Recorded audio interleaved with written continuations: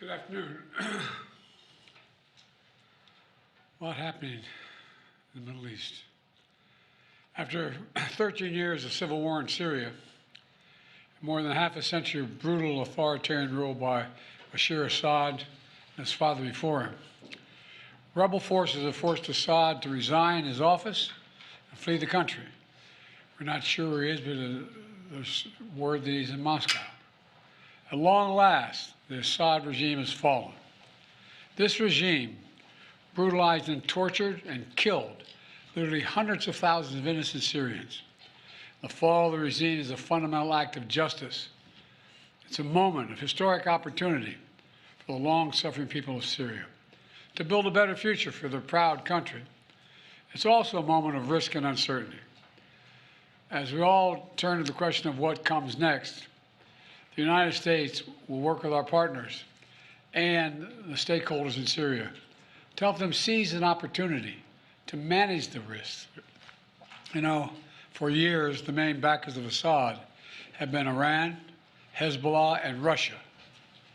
But over the last week, their support collapsed, all three of them, because all three of them are far weaker today than they were when I took office. And let's remember why. After Hamas attacked Israel on October the 7th, 2023, when much of the world responded with horror, Iran and its proxies chose to launch a multi-front war against Israel. That was a historic mistake on Iran's part. Today, Iran's main territorial proxy, Hezbollah, is also on its back. Only 12 days ago, I spoke from the Rose Garden about the ceasefire deal in Lebanon, a deal that was only possible because Hezbollah has been badly degraded. Meanwhile, Hamas has been badly degraded as well. Iran's own military capabilities have been weakened.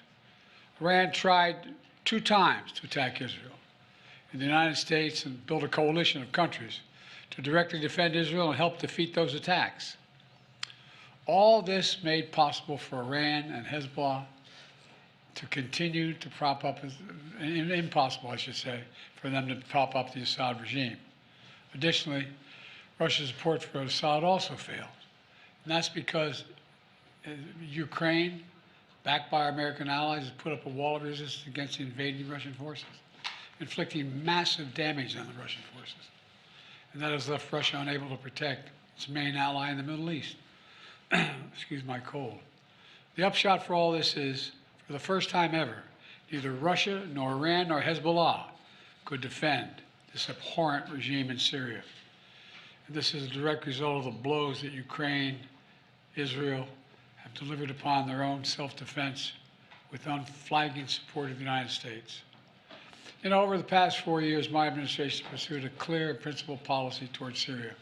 First, we made clear from the start sanction on Assad would remain in place unless he engaged seriously in a political process to end the civil war, as outlined by the UN Security Council resolution passed in 2015.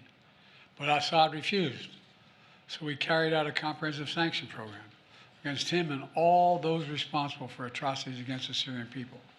Second, we maintained our military presence in Syria, our counter-ISIS, to counter the support of local partners as well on the ground, their partners, never ceding an inch of territory, taking out leaders of ISIS, ensuring that ISIS can never establish a safe haven there again.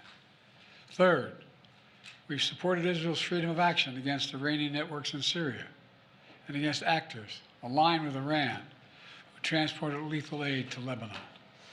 And when necessary, ordered the use of military force against Iranian networks to protect U.S. forces. Our approach has shifted the balance of power in the Middle East. Through this combination of support for our partners, sanctions, and diplomacy, and targeted military force when necessary, we now see new opportunities opening up for the people of Syria and for the entire region. Looking ahead, the United States will do the following. First, we'll support Syria's neighbors, including Jordan, Lebanon, Iraq, and Israel, should any threat arise from Syria during this period of transition. I will speak with leaders of the region in the coming days. I had long discussions with all of our people earlier this morning. And I'll send senior officials from my administration to the region as well. Second, we will help ensure stability in eastern Syria, protecting any personnel, our personnel, against any threats, and will remain our mission against ISIS will be maintained, including the security of detention facilities where ISIS fighters are being held as prisoners. We're clear-eyed about the fact that ISIS will try to take advantage of any vacuum to reestablish its capabilities and to create a safe haven. We will not let that happen. In fact, just today, U.S. forces conducted a dozen of precision strikes, airstrikes, within Syria, targeting ISIS camps and ISIS operatives.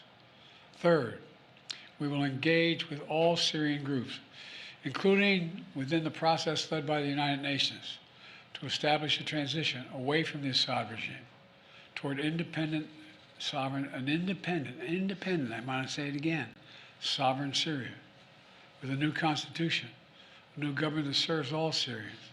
And this process will be determined by the Syrian people themselves. And the United States will do whatever we can to support them, including through humanitarian relief, to help restore Syria after more than a decade of war and generations of brutality by the Assad family. And finally, we will remain vigilant. Make no mistake, some of the rebel groups that took down Assad have their own grim record of terrorism and human rights abuses. We've taken note of statements by the leaders of these rebel groups in recent days, and they're saying the right things now. But as they take on greater responsibility, we will assess not just their words, but their actions. And we are mindful that there are Americans in Syria, including those who reside there, as well as Austin Tice, who was taken captive more than 12 years ago. We remain committed to returning him to his family. As I've said, this is a moment of considerable risk and uncertainty, but I also believe this is the best opportunity in generations for Syrians to forge their own future, free of opposition. It's also an opportunity though it's far from certain, for a more secure and prosperous Middle East, where our friends are safe, where enemies are contained. And it would be a waste of this historic opportunity if one tyrant were toppled and only to see a new one rise up in its place. So it's now incumbent upon all the opposition groups to seek a role in governing Syria, to demonstrate their commitment to the rights of all Syrians, the rule of law, and the protection of religious and ethnic minorities. These past few days have been historic. And it's in the days ahead that will determine the future of this country. And we intend to approach them with strength, wisdom, and resolve. So thank you very much. God bless America, and God protect our troops. Thank you. What should happen to Assad now, Mr. President? Mr. President, are you concerned about all that war in the Middle East? What does the U.S. know about where Austin Tice might be and if he's safe? We believe he's alive. We think we can get him back, but we have no direct evidence of that yet. And Assad should be held accountable. Have you directed an operation to go get him, Mr. Mr. President? President, is Assad in Moscow? Get who? Austin Tice. We won't want to get him out. Yes, sir. We have to identify where he is.